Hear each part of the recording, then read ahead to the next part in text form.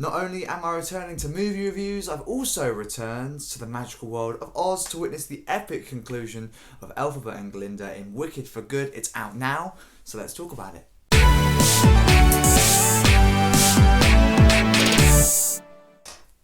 Hey, welcome back to the video, a brand new movie review, one movie review that I have been waiting to record for exactly a year. Wicked for Good is in cinemas right now, starring these two, Ariana and Cynthia. Before we start talking about it, as always, a friendly reminder, these are just my thoughts, so don't let this dictate whether or not you decide to go and see it, because you might see it and feel totally differently to me. That's okay, because movies aren't made to cater for everyone. Without further ado, let's get back to talking about movies, and I loved Wicked. It was in my top 3 movies of 2024 even, and I was super excited for the conclusion in Wicked for Good. And I have to say, I was not let down. This is, to me, a perfect conclusion to a really awesome story. And I'm going to put it out there, I'm a musical theatre kid. I love musical theatre, I love shows, I love the theatre, I love it all. However, I've never actually seen the Wicked stage show, and I think I did that deliberately because I knew that this 2-part film series was coming out, so I decided to steer away from the stage show and just enjoy the 2 films without knowing anything of the story. I knew the songs and I knew the characters, but I didn't actually know the plot of Wicked. And I really steered clear of what happens in the second half of the show. Now, obviously, this is based on the show, but also the book. It's a bit more complex, a bit more intricate, goes into the details a little bit more. But I steered away from it, and I have to say, if you don't know the plot of Wicked, I was like jaw dropped. I was stunned. It was really a really well thought out story, and to think that this was created after The Wizard of Oz, to me, it is mind-blowing, absolutely mind-blowing. But everybody comes back in Wicked for Good and delivers an exceptional performance. Cynthia, Ariana, Jonathan Bailey, they're all incredible. Except Madame Morrible. I do think she was the weakest character in this film for me. I'm not going to lie. I do think there were times where I was like, you're not quite fulfilling the desire I have for this film and for this kind of piece here. But at the end of the day, this was, I thought, a really well casted film. I think John, the director, did an incredible job at bringing this stage show and this book to life in a different format. I think they've really delivered a beautiful piece of art to the fans of Wicked. And this film concludes the first story in an exceptional way. And I have to say, I think this film, Wicked for Good, is better than the first film for very different reasons than you may think. When you think of Wicked, you think of Dancing Through Life, you think of Defying Gravity, you think of The Wizard and I, you think of those songs, and that's all Act 1, that's all Film 1.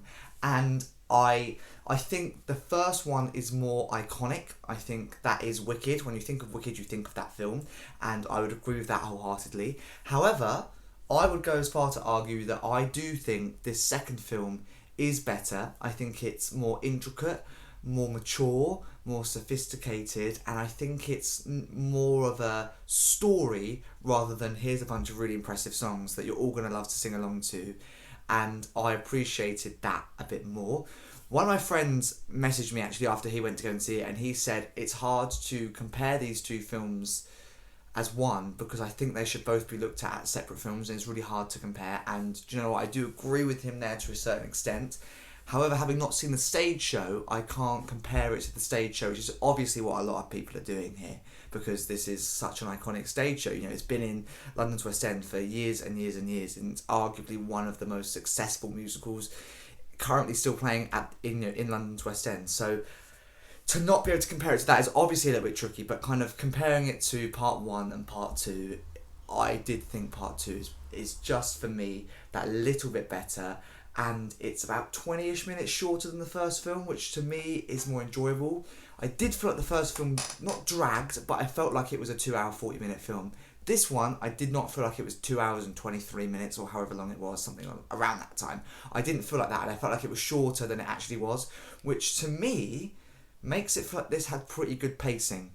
And I would disagree with a lot of reviews that are coming out for Wicked for Good where it says it's really slow, because I did actually think the opposite. I thought this went quicker than the first film, and I thought the pacing for this film was much better than the first film. So it's really, really hard to kind of compare my thoughts with somebody else's thoughts, but you have to remember as well that I've heard it said that that was awful, Brad. That the stage show Act 2 is much slower than Act 1. So I think a lot of people are coming at it with this film and reviewing it from a movie kind of point of view, and you have to remember that they're not creating a story here. They're basing it on pre-existing material, so they have to be honest and they have to pay respect to the original source and the book and the musical, and they've got to pay true, respect to that, so they can't just mess around with it. The 2 songs, though, that are brand new for this film, I enjoyed. I didn't think they were that iconic. They were pretty forgettable in my opinion. I remember more of Glinda's song than I do Elphaba's song, but I thought they were fun. Don't think they're that iconic, but they're fun.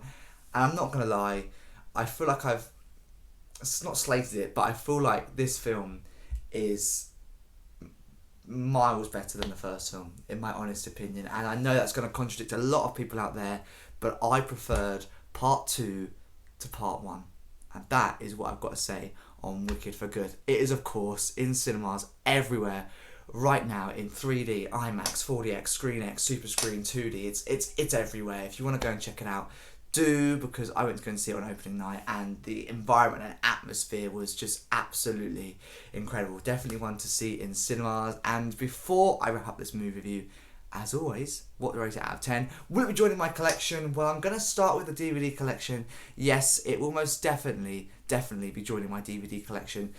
Early 2026, when it comes out, it will join part 1. I've got that on DVD. Excited to have the second part joining my collection. And what do I rate it out of 10?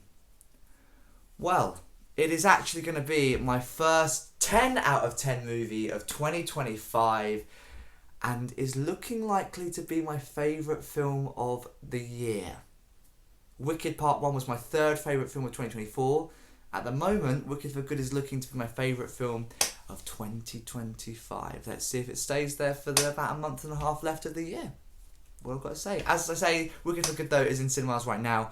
Thank you very much for watching. As always, in the description below is the movie plot, a link to the movie trailer, as well as a link to my movie review playlist. It features every single movie that I've ever done. More to come soon, including the sequel to Zootropolis. Zootropolis 2 drops in cinemas next week. I'll be seeing that on opening night.